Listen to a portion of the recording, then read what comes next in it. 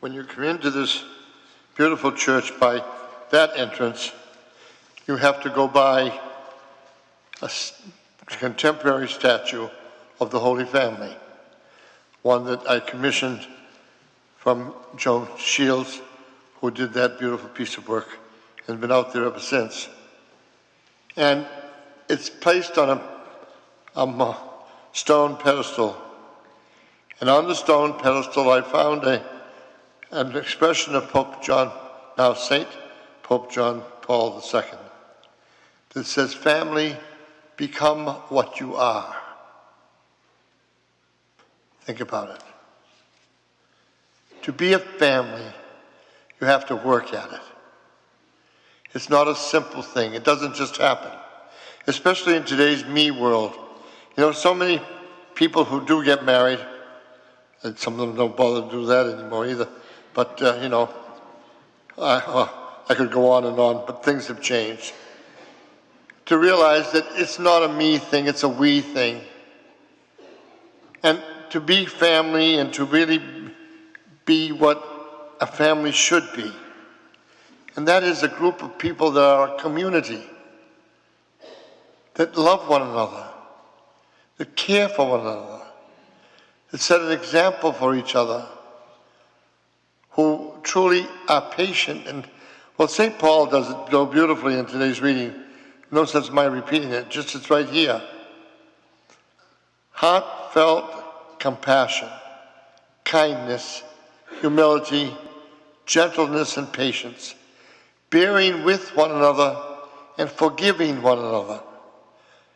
If one has a grievance against another, as the Lord has forgiven you, so you must also do. How many families have we seen torn apart? Parents to children, children to parents, husbands and wives to each other, brothers and sisters with each other, not getting along for one reason or another. And there it is right there. How far will a little kindness go? Doesn't have to be a great big expression, just a little kindness. To greet one another each day with a smile, with a kiss, with an embrace. Humility. Humility is the recognition of the fact that we are who we are. To be humble enough to recognize that we need God's help to live our lives fully and completely. Gentleness. We live in a very ungentle world, don't we, today? You look around and you hear so much and see so much. Watching the news each day is not a pleasant thing. And for those of us who have gotten old, it's even harder. The first reading today, we're reminded that one should be good to your elderly parents. We'll add another one to that, to your elderly priest too. Not a bad idea. But you know, it's respect. Respect for one another. Because why? Because each one of us was created in the image and likeness of God. And each one of us is Jesus facing you. Each person, every person, no matter what they look like, no matter what they sound like, no matter where they came from, no matter how they live, each person is an image of God. And so we need to not only work around us in our community, but more importantly, in our families. Parents, be patient with your children and listen to them.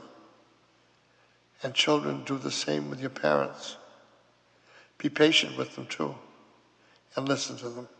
Anyway, I could go on and on because this is my favorite subject, I must admit. I was the director in the Diocese of Family Ministry for 10 years, and we tried so hard to bring families together. We did a lot of it here at Christ the King. Each family must be a unit to itself, regardless of what it is. We are all families, even those of us who live alone. We're a family. Wives, husbands and wives who are together, you have a greater obligation Those of you who have separated, divorced, whatever, so be it. Move on with their lives in living the life of the community. It's all there for us. But I think the most important one of all is the ability to forgive, to be forgiven and to forgive. How quickly we ask God to forgive our sins. How quickly we must be to forgive the sins of others. So, on this Feast of the Holy Family, as we celebrate in the beautiful shadow of the light and beauty of Christmas, and look forward to a new year beginning in a couple of days. Do we believe that too? Anyhow, be a holy family. Be what you are. God bless you all.